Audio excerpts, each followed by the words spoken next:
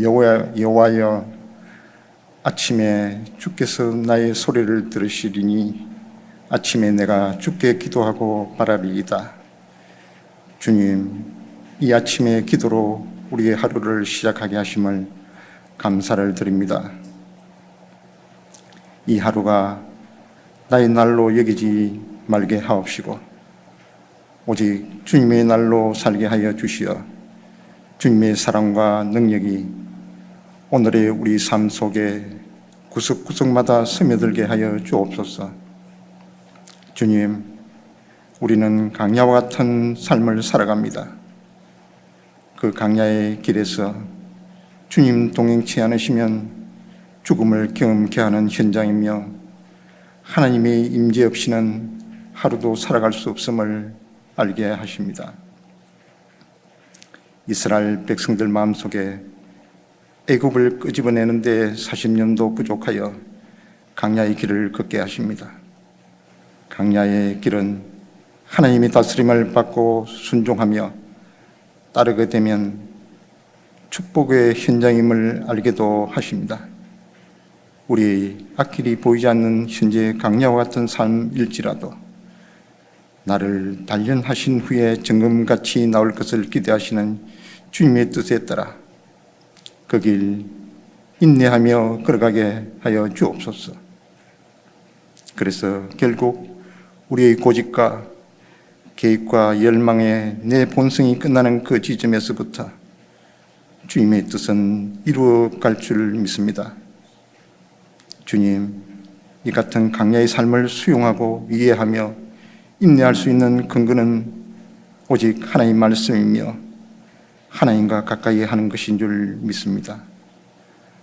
하나님을 가까이 함이 얼마나 큰 은혜이며 복인지를 알게 하옵시고 하나님의 말씀을 듣고 행하는 자는 그 집을 반석 위에 지은 지혜가 있다고 하는 하나님 말씀을 기억하게 하여 주옵소서. 주님, 이 시간 주님이 주실 말씀을 기대합니다. 주시는 말씀으로 저희가 지혜를 얻고 마음문이 열리는 귀하고 복된 시간이 되도록 은혜를 베풀어 주옵소서. 감사드리며 거룩하신 예수 그리스도의 이름으로 기도드립니다. 아멘.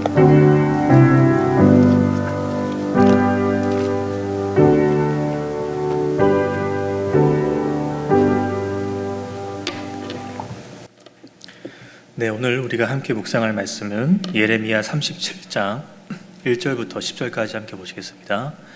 예레미야 37장 1절부터 10절 말씀입니다.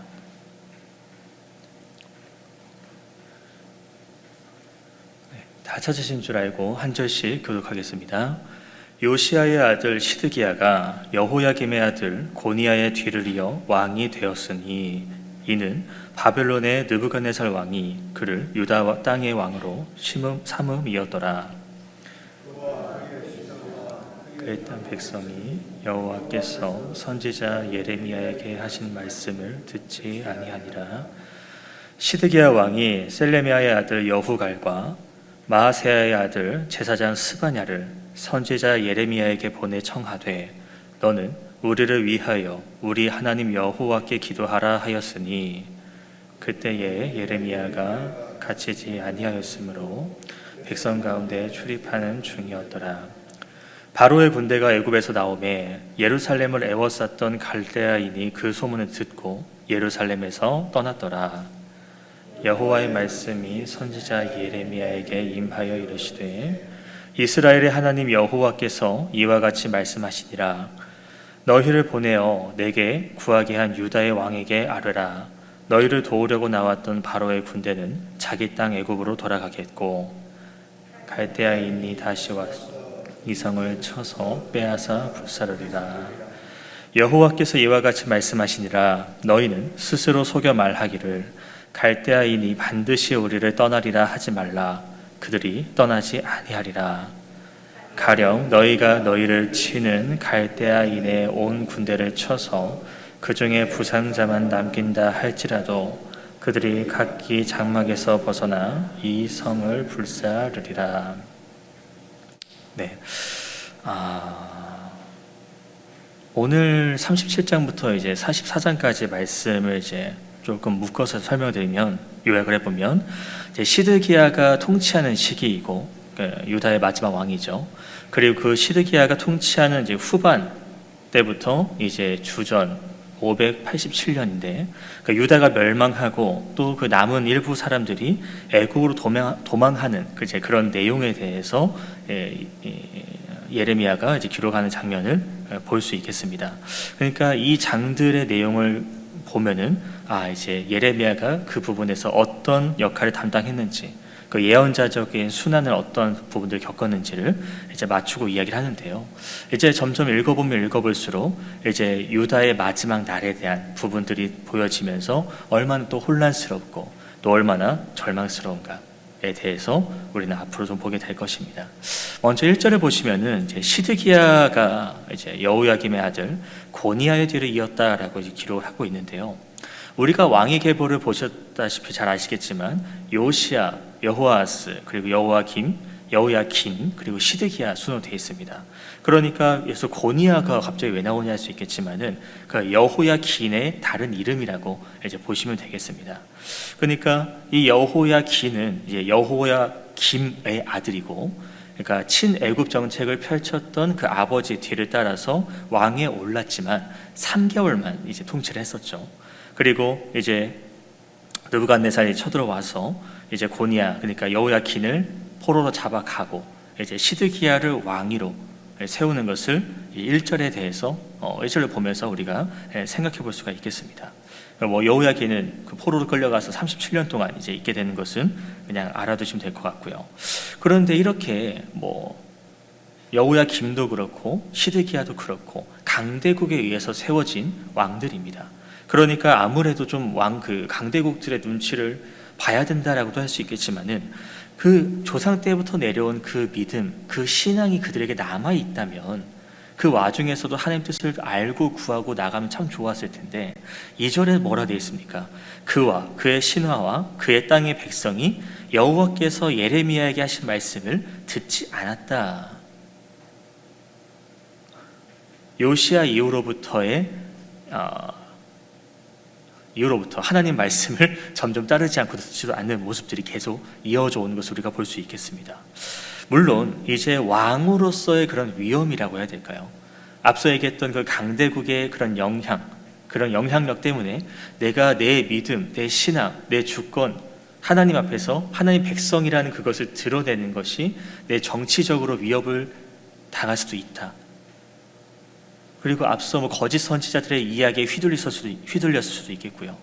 예레미야의 이야기가 내가 듣기에는 너무나도 거스리는 말들이다 보니까 좋은 얘기하면 그 말 들으면 좋겠는데 계속 심판 이야기, 포로로 끌려간다는 이야기, 그러니까 예레미야 이야기가 쉽게 들리지가 않는 여러 복합적인 이유들이 있었겠지만은 어찌됐건 포인트는, 중요한 점은 그 하나님의 말씀을 듣지 않았다라는 겁니다. 그렇게 듣지 않는 시드기야, 그리고 이제 백성에게 예레미야가 또 와서 하는 말이 무엇이 되어 있습니까? 죄송합니다. 그 말을 안 듣죠. 말을 안 듣는데도 이제 시드기야가 예레미야에게 요청하는 부분이 3절에 나옵니다. 3절에 보면은 시드기야 왕이 여후갈 그리고 제사장 스바냐를 그에게 보내서, 예레미야에게 보내서 우리를 위해서 우리 하나님 여호와께 기도하라. 방금 2절에서는 하나님 말씀을 안 듣는다고 그랬습니다. 근데 3절에서는 우리 위해 기도해달라 말합니다. 되게 뭔가 뻔뻔하지 않습니까? 하나님 말씀을 듣지도 따르지도 않으면서 하나님께 우리 위해서 기도해달라, 네가 좀 기도 좀 해줘라. 이제 선지자라고 하면은 이제 중재자 역할을 하는 자들이죠. 하나님과 인간과의 관계를 좀 중재하는 그런 역할입니다. 그러니까 선지자니까 네가 하나님 말씀 잘 듣는다고 하니까 하나님과 소통이 되니까 우리를 위해서 기도해달라라고 말하는 거죠. 일단 스바냐하고 여후갈이 누구냐 중요하진 않지만 좀 말씀드리면, 스바냐는 이제 시드기야 왕이 예레미야에게 2번이나 보내서 이제 우리 위해 기도해달라고 요청을 한 그 제사장이라 보시면 되겠고요. 그 여후갈은 이제 왕궁을 관리하는 그런 관리직입니다. 그런데 예레미야가 하도 예전부터 멸망한다, 포로로 끌려간다, 무너진다 말하니까 이 예레미야가 우리 지금 분위기를 좋지 않게 하고 있다, 죽입시다 라고 제안했던 인물이라는 것이죠. 그러니까 적대적이지 않은 인물과 적대적인 인물을 같이 묶어서 예레미야에게 보냈다는 것이고, 그 예레미야에게 우리를 위해서 기도해달라, 우리 하나님 여호와께 라고 말하는 장면이 그들이 얼마나 하나님을 어떻게 생각하는지를 볼 수 있다는 것이죠. 이 기도를 요청합니다. 시드기야가 뭔가 뭔가 명령을 하고 그 이야기를 이제 예레미야에게 전하는 것이겠죠. 그런데 이 모습이 정말 자신이 회개하는 모습으로 나가는 것일까? 그러면 시드기야 왕이 예레미야에게 오지 않았을까요? 내가 진짜 잘못한 것을 깨달았고 내 죄를 깨달았기 때문에 그 죄를 용서를 구하기 위해서 라는 마음이었다면 예레미야에게 오히려 왕이 먼저 나왔을 겁니다. 그런데 왕의 입장에서 명령을 내려서 부하를 보냈다. 그리고 우리 하나님께 라는 그 말 자체가 내가 진짜 회개하는 모습으로 내가 진짜 여호와께 온전히 돌아가겠습니다가 아니고요. 뭔가 지금 이 2절과 3절 사이에 어떤 위기가 있었고 그 위기를 모면하기 위해서 그냥 어차피 하나님이 우리 살려주실 건데, 우리 도와주실 건데, 나를 백성으로 삼아주셨는데 안 도와주시겠어? 근데 내가 그동안 좀 말씀 안 들은 게 있으니까 예레미야 네가 좀 중재 잘하지, 네가 하나님 말씀 잘 알지, 그러니까 네가 좀 우리 위해서 좀 기도 좀 해줄래? 내가 필요할 때만 하나님을 찾습니다. 근데 이런 모습이요, 우리한테는 없다라고 말할 수 있을까라는 것입니다. 우리가 늘 하나님을 바라보고 진심으로 섬기고 예배를 드린다고 말은 하지만 정말 매 시간마다 내가 주님 온전히 바라보고 있는 것일까? 아니면 반대로 내가 필요할 때만, 내 필요한 순간에만, 그때서만 하나님이라고 구하고 있는 것입니까? 하나님께서 우리에게 은혜를 베푸셨고 긍휼로 우리를 구원하셨고, 그리고 그 가운데에 우리가 또 기도하고 또 응답받은 부분들이 있을 것입니다. 그런데 그것이 하나님께서 우리에게 해주신 거라고 믿고 나아간다고 하면서도 어느 순간 그것이 계속된다고 말한다면 내가 잘해서 라는 이상한 교만이 내 안에 생길 때가 있다는 것이죠. 내가 잘해서 성공했고 내가 잘해서 일이 잘 풀리고, 그런 모습이 이제 시드기야의 모습이었고, 그런 시드기야의 모습이 내 안에 있다고 한다면은 우리가 스스로를 잠시 잘 봐야 될 겁니다. 혹여 내가 이 왕의 모습처럼 교만한 모습으로 하나님께 건방지게 기도를 하고 있지는 않은가? 자, 앞서 2절과 3절 사이에 어떤 상황이 있을 거라 말씀드렸습니다. 그 상황이 이제 4절부터 이제 나오게 되어 있는데요. 4절부터 보면은 그때의 예레미야가 갇히지 않았다라고 되어 있습니다. 우리가 33장인가 34장부터는 예레미야가 갇혔다, 뜰에 갇혔다라고 이제 말씀 받던 것을 기억하는데요. 그러니까 지금 이 상황은 37장이라고 하지만 이제 흐름상 32장 2절쯤에 나오는 이제 그 부분이라고 이제 보시면 되겠습니다.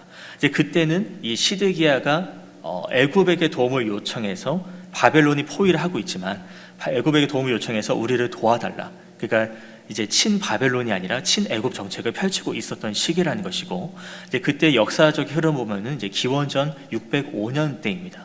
이제 그때 605년에 이제 그 갈그미스 전투라고 해서 바벨론과 애굽과의 전쟁이 있었는데 애굽이 대패를 했었거든요. 근데 이 애굽이 이제 칼을 갈고 준비를 했고, 그래서 마침 시드기야가 요청했을 그 시기에 애굽도 이제 좀 준비가 됐겠거나 해서 이제 이름은 그 당시 왕은 이제 호브라라고 돼 있어서 44장에 나옵니다. 하여튼 애굽의 왕이 이제 공격해서 올라왔다라는 것이죠.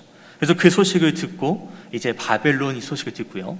이제 이 애굽을 견제하기 위해서 예루살렘 포위했던 병력들이 철수해서 애굽을 막으러 갔습니다. 그게 또 11절에 나오는 부분입니다.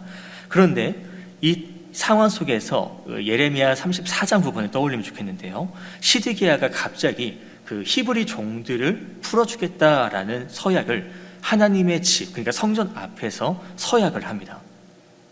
그러니까 그것도 이유가 좀 있습니다.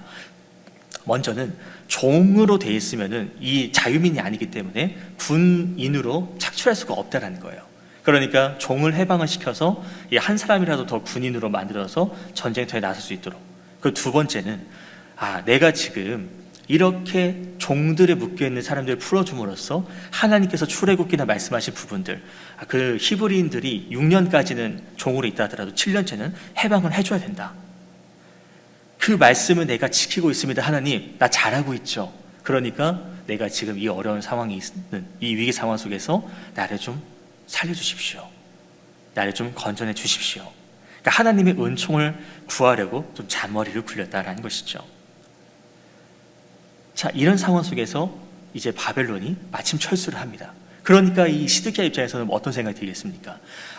내가 이렇게 하나님께 종 해방하는 것을 보여드렸고 이 언약을 하나님이 보셨으니 하나님이 이제 나를 좀 도와주시는구나. 그러면은 그 다음에 해야 될 게 뭐겠습니까? 하나님을 찬양하고 감사하고 하나님 말씀을 더 지키려고 애써야 될 거 아닙니까? 근데 우리가 또 봐왔지만 34장에 오히려 풀어줬던 종들, 그 자유민들을 다시 잡아서 종으로 만들어버립니다. 그러니까 하나님께서는 어떻게 하시죠? 내 집 앞에서, 성전 앞에서 너희가 그렇게 언약을 하고 내 이름을 내세웠는데 근데 너희가 그걸 파괴해버렸다. 내 이름을 더럽히고 내 명예를 더럽히고 내 율법을 무시했다. 그러니까 하나님께서 이 예루살렘을 내가 바벨로니아 통해서 불살라 버릴 것이다. 그래서 얼마 지나지 않아서 또 바벨론이 와서 또 예루살렘 포위하지 않습니까? 애굽이 왔다고 하지만 애굽이 또 도망을 갔고요. 자기 집으로 가버렸고요.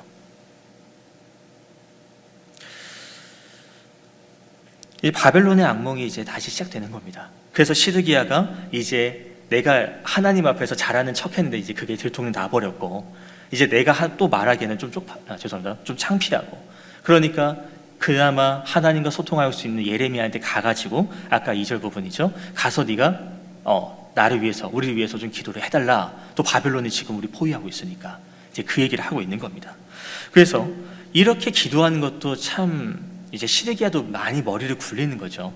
우리 또 조상의 누굽니까? 히스기야가 아수르가 이제 침공해 왔을 때 그 상황 속에서 하나님께 기도를 했고 하나님께 기도하니까 하나님께서 그 아수르 군사 18만 5천 명을 다 송장으로 만드셨고 그러니까 이번에도 내가 기도하는 거는 뭐 응답은 없겠지만 이 예레미야가 기도하면 하나님께서 또 예레미야 보시고 또 긍휼히 여기셔서 또 도우시고 그럼 이 바벨론 군대도 또 하나님께서 해줄 수 있지 않으실까? 이미 과거에 그 기록이 있으니까 이번에도 해주시겠지. 어떤 의미로는 참 대단한 믿음입니다. 그 대단한 믿음으로 이제 구했지만은 문제는 뭐죠? 히스기야는 믿음으로 구했어요. 자기의 잘못을 고하고 옷을 찢고. 근데 이 시드기야는 어떻습니까? 야, 네가 좀 대신 기도해줘라. 명령을 내리고 자기의 죄는 뉘우치지 않고. 그러면은 누가 지금 주가 되는 겁니까? 하나님이 줍니까? 자신이 줍니까? 히스기야는 하나님이 주고 자기가 객이었죠. 근데 시드기야는 그 반대라는 겁니다. 그러니까 그거 보고 하나님께서는 그 기도에 대해서 응답을 하실까요? 이미 앞서 얘기했듯이 예레미야는 중보자입니다. 선지자로서 하나님과 인간과의 관계를 좀 중재하는 역할을 맡고 있습니다. 그런데 이것을 하나님께서 예레미야 사역 초기부터 그걸 막으셨다는 거예요. 예레미야 7장이나 11장 말씀 나중에 찾아보시면 하나님이 이렇게 말씀하세요. 너는 이 백성을 위해서 기도하지 말라. 그들을 위해 부르짖어 구하지 말라라고 아예 못을 박아놓으셨어요. 그러니까 이들이 말하는 것에 대해서는 이미 진멸, 심판에 대해서는 확고한 결과, 무조건 이것을 이루신다라는 거고 중간에 마음을 돌이키지 않으신다. 그러니까 시드기야가 바라는 이 기도 제목, 우리를 구원해달라? 아무 소용이 없다라는 것이죠. 계속 비교를 하게 되는데요. 시드기야의 모습이 지금 우리도 생각해 봐야 된다는 겁니다. 평소에는 하나님 말씀을 그냥 듣긴 하지만 이렇게 좀 흘려듣다가 정말 내가 위기의 상황에 처하면은 그때서야 하나님 저 사랑하시죠. 하나님 저 어여삐 여기시죠. 이 죄인도 주님께서 용서하시잖아요. 한 번만 더 되게 기회를 주십시오. 내가 필요할 때만 그때서만 하나님을 찾는다면은 자기 안위를 위해서만 하나님을 찾는다면은 하나님께서 뭐라 말씀하실까요? 그게 7절 8절의 말씀입니다. 자, 하나님께서 이렇게 말씀하십니다. 너희는 그 유다 왕에게 가서 말해라. 너희를 도우려고 나왔던 바로의 군대는 애굽 땅으로 돌아가겠고 갈대아인이 다시 와서 이 성을 쳐서 빼앗아 불살릴 것이다. 이미 이야기는 그 34장에도 하셨던 말씀이죠. 불살릴 것이다. 그러니까 시드기야는 나름 기대를 했습니다. 이 하나님께 기도했다고 하지만은 가장 크게 의지했던 것은 애굽이었죠. 그 세상의 힘, 인간의 힘을 기대했지만 그 인간의 힘도 하나님 앞에서는 아무 쓸모가 없다라는 겁니다. 심지어 바벨론도 세상의 힘이라고 하지만은 하나님께서 바벨론을 도구로 세우신 거지 않습니까? 그러니까 애굽이 어떤 힘을 키운다 하더라도 하나님께서 바벨론을 쓰시겠다고 했기 때문에 애굽이 아무리 올라와도 이 말씀 7, 8절 말씀처럼 하나님이 돌려보내시면 얘는 그냥 아무리 힘이 세도 그냥 돌아갈 수밖에 없는 게 애굽의 입장이라는 것이에요. 그러니까 하나님을 의지하지 않고 인간을 의지하는 것이 얼마나 어리석은 모습인가를 볼 수 있는 장면입니다. 심지어 바벨론이 어디까지 점령합니까? 나중에 열왕기하 이제 24장 7절 말씀 보시면은 이제 애굽 왕이 다시는 그 나라에서 나오지 못하였으니 바벨론 왕이 애굽 강에서부터 유브라데 강까지 애굽에 속한 땅을 다 점령했다라고 성경은 기록합니다. 그러니까 애굽이 찍소리도 못하고 완전히 이제 나올 수도 없는 그런 상황이 됐다라는 것이죠. 그러니까 시드기야의 기도의 목적을 다시 한번 생각해 봤으면 좋겠습니다. 시드기야가 뭘 위해서 기도했습니까? 자기 안위죠. 자기가 위험하니까 위험한 상황 때만 기도하고 또 평소 때는 말씀을 듣지도 않고 기도도 하지 않았던 그 모습. 그러니까 기도라는 것은 시드기야의 기도는 그러니까 내 욕심을 이루기 위한 내 뜻을 이루기 위한 수단이었다는 겁니다. 하지만 우리가 알고 있는 기도는 무엇입니까? 내가 기도를 하나님의 기대에 맞게 내가 돌이킬 수 있도록 하나님께 뜻을, 하나님의 능력을 구하는 것이죠. 내 스스로는 그게 안 꺾이니까 하나님, 내가 내 뜻을 꺾고 하나님 뜻을 따를 수 있도록 도와달라는 그런 간구의 모습이지 않습니까? 그러니까 시드기야는 하나님 뜻은 뭐죠? 이제 애굽 물러나고 예루살렘 무너지고 불타야 되는 것. 그게 하나님의 뜻입니다. 근데 시드기야는 그 하나님 뜻을 듣고도 외면하고 그냥 하나님 설마 이 성전을 하나님 땅을 설마 태우시길 완전 반대되는 모습을 보였다는 것이죠. 그런 어리석은 시드기야 그 백성들에게 9절입니다. 너희는 스스로 속여 말하고 있다. 그러니까 하나님 말씀과 상관없이 그냥 내가 원하는 거, 내가 바라는 거, 하나님 내가 기도하면 들어주시겠지. 그러니까 어떤 의미로는 대단한 믿음이라고 말씀드리는 게 이 부분이에요. 하나님 뜻을 살펴보지도 않고 그냥 내 뜻만은 그냥 요구하고 있는 겁니다. 그리고는 하나님께서는 무조건 들어주실 거라고 말하는 그 모습. 그런 그들에게 하나님은 너희 스스로 속이고 있다. 물론 이것도 거짓 선지자들의 영향도 있었습니다. 하나님께서 그렇게 하나님 그 바빌론 군대 떠나 보내실 거예요. 가도 70년이 아니고 2년 뒤에 돌아올 겁니다. 이런 식으로 말하고 또 그게 너무나도 좋은 얘기지 않습니까? 70년 포로 생활보다는 2년만 하면 된다. 금방 돌아올 거다. 얼마나 좋은 얘기예요. 그러니까 거기에 혹해서 예레미야가 하나님 뜻을 담고 있는 예레미야 이야기도 외면하고 두루마리도 잘라서 불태워버리고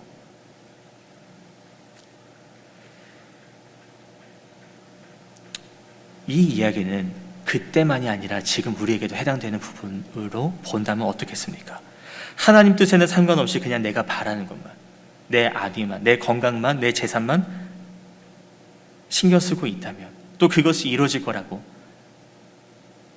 말한다면은 그거는 결국 자기를 속이는 거죠. 하나님은 내 기도를 들어주실 거야 라고 자기 최면을 거는 것과 같다라는 겁니다. 믿음이 좋다는 게 무슨 이야기입니까? 그냥 내 소원이 이루어지는 거? 주기도문의 기도에 이런 게 있죠. 하나님의 뜻이 하늘에서 이루어진 것 같이 땅에서도 이루어진, 하나님의 뜻이 이루어지는 것을, 이 땅에 이루어질 것을 믿고 나아가야 된다는 것.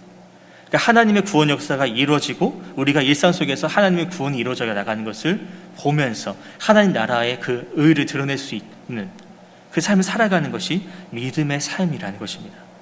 그러니까 내가 믿고 싶은 걸 믿는 게 아니라 하나님 말씀 믿고 그 뜻대로 살아가는 게 믿음이라는 것이에요. 근데 이 시드기야처럼 우리가 환난 때만, 궁핍 때만 하나님 뜻을 구한다고 말하면서 내 필요만 구하고 있다면, 내 이기적인 것만 구하고 있다면,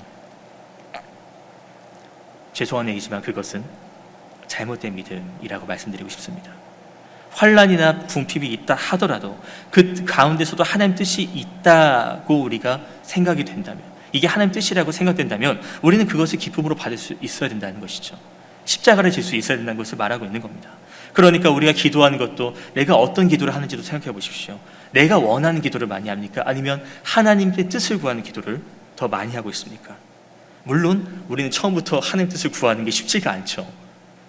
훈련이 덜 된 것도 있고 아직 믿음이 성장이 덜 된 것도 있고, 그래서 처음에는 내가 필요한 것들, 내가 어려운 것들을 먼저 구하고 나가겠지만, 이제 시간이 흘러가면서 우리가 말씀을 묵상하고 또 하나님께서 일하시는 것을 보게 되면서 이제 기도의 방향이 점점 내 뜻보다는 하나님의 뜻대로, 그 뜻을 구하면서 그 뜻대로 살 수 있도록 나를 낮추려고 하는 것, 그게 믿음의 사람의 기도라는 겁니다. 시드기야의 모습을 보면서 우리가 나의 모습을 한번 비교해 봤으면 좋겠습니다. 과연 나는 예레미야의 말씀대로, 예레미야의 모습대로 하나님이 하지 말라면 하지 않고 가감없이 전하라면 그대로 전하고 그 말씀대로 그 역경 가운데서도 순종하고 나아가고 있는가? 아니면 그 시드기야, 여호야김 이런 왕들처럼 그냥 내가 좋은 것을 받아들이고 듣기 싫은 것을 쳐내버리고 하나님이 이렇게 하라 그래도 외면하고 내 멋대로 하는 모습이 있지는 않은가? 그렇다면 후자의 모습이라면 우리는 이스라엘 백성들의 어리석은 역사를 똑같이 반복하는 것밖에 되지 않습니다. 그러니까 오늘 말씀을 다시 한번 묵상하시면서 하나님의 뜻이 무엇인지, 내게 무엇을 바라시는지, 그리고 내게 무엇을 경고하시는지를 가만히 살펴보시면서 그곳에 집중을 하시면서 내 잘못이 있다면 회개하고 또 말씀에 순종하는 모습이 있어야 될 것입니다. 부디 하나님의 뜻대로 살기를 구하면서 오늘도 주님 앞에 부끄러움 없이 나아갈 수 있는 저와 여러분이 되었으면 좋겠습니다. 개인적으로 말씀 묵상하시겠습니다.